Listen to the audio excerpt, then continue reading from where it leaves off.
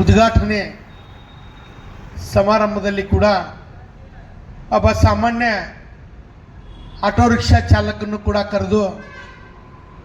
ಅಭಿನಂದಿಸಲಿಕ್ಕೆ ನನ್ನ ಮಾಧ್ಯಮದ ಮಿತ್ರರು ಮತ್ತು ಎಲ್ಲ ಸ್ವಾಮೀಜಿಗಳ ಒಂದು ಆಶೀರ್ವಾದ ಅಂತ ಹೇಳ್ಬೋದು. ಇವತ್ತು ನಮ್ಮ ರಾಜ್ಯದಲ್ಲಿ ಪತ್ರಿಕಾ ಮಿತ್ರರು, ಟಿವಿ ಚಾನೆಲ್ಗಳು, ಎಲೆಕ್ಟ್ರಿಕಲ್ ಮೀಡಿಯಾಗಳು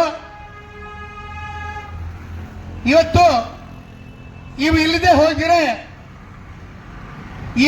ಹೋಗಿದ್ರೆ